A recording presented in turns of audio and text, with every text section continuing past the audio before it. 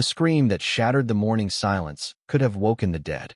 I glanced up from tending my hydrangeas to see Susan Harrington, our HOA board president, yanking at the padlock on my new gate like a woman possessed. Her face flushed a furious crimson, matching the intricate ruby mosaic of my custom driveway, the same one she tried to confiscate as community property just 3 weeks prior. There she was, in her high-end bikini and sheer wrap, beach totes swinging wildly, realizing her cherished shortcut to the neighborhood pool was now sealed off forever. I returned to my flowers, permitting myself a subtle grin. Who knew revenge could be as cheap as a $20 lock from the local hardware store? My name is Mark Thompson, a 42-year-old veteran who logged 15 years in the Army Corps of Engineers. After years of dodging landmines and border skirmishes overseas, I figured retiring to the serene suburb of Willow Creek Estates would mean peace at last.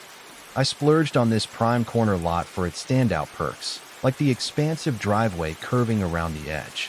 I'd shelled out an extra $12,000 during build-out for those ruby mosaic tiles, not just for looks, but as a nod to my old unit's emblem. Every tile sat squarely on my deed-stamped land, hugging the HOA's walking trail to the shared pool, but never crossing that invisible line. Susan Harrington had claimed the neighborhood throne 2 years before I arrived, turning her HOA gig into a dictatorship. At 53, she lorded over us like a queen, inventing rules on whims, her silent husband a shadow, her grown kids rare visitors. She prowled with a ruler for overgrown lawns and snapped pics of bins curbside past midday. Our first run-in, she marched up as my moving van idled, barking that it exceeded the parking curfew by 2 inches.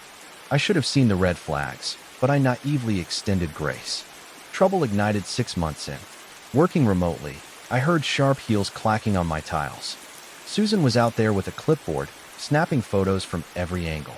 Confronted, she cooed that my driveway faced review for breaches.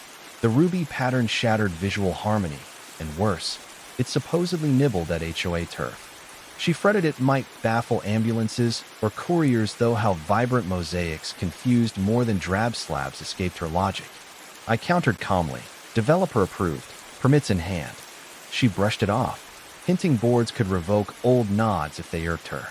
When I flat out refused to rip up my investment for bland cement, her saccharine mask cracked. She vowed the HOA crushed rebels and clicked away, grinding her stilettos into my tiles like a declaration of war. Next dawn, an orange citation slapped my door, $200 for unauthorized street visible alterations. Peel it off, another lurked beneath for a safety risk. By week's close, fines hit $1,000 on a driveway predating my ownership. But that was mere foreplay. Susan began treating my land as her royal path, strutting through twice daily to the pool in swimsuit and sarong, sometimes scraping lounge chairs across the mosaics. My no trespassing sign vanished in hours, deemed an HOA signage sin. Challenged, she smirked it was official inspection of the disputed zone. She paraded board cronies for tours, turning my yard into a spectacle. Once, she waved a landscaper's rig onto my tiles for HOA work nearby, sneering it'd soon be theirs anyway.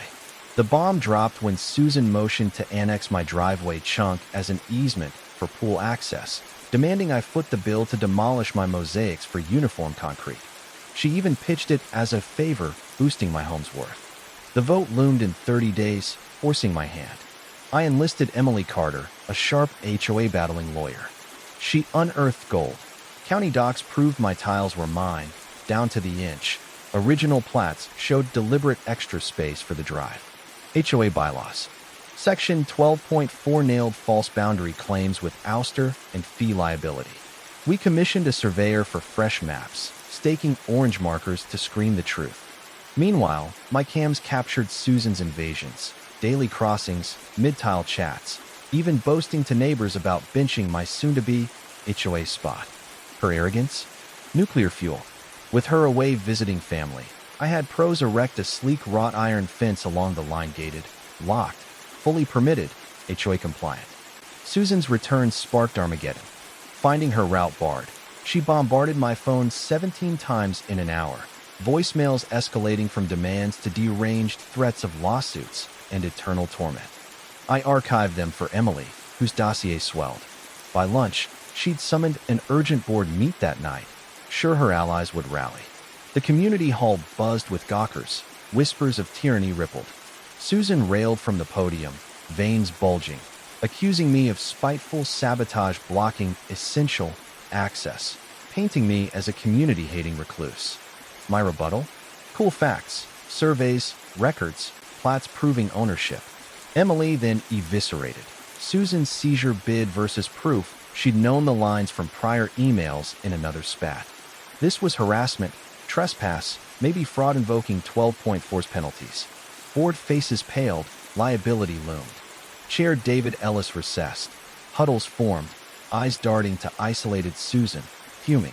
Reconvening, he axed my fines, killed the easement, apologized profusely. But the crowd erupted. Lisa Patel motioned no confidence in Susan for power abuse risking us all. Seconded, voted despite her howls of procedural foul 87-12 boot. Susan blanched, gobsmacked as her empire crumbled. Post-fallout, HOA's cease and desist barred her antics. She detoured 3 blocks to swim, skirting my mosaics. She shifted dips to dawn, dodging my butt. I synced my watering, waving merrily. Irony peaked when her own mosaic bid got nixed for uniformity, violations her weapon turned inward. The kicker?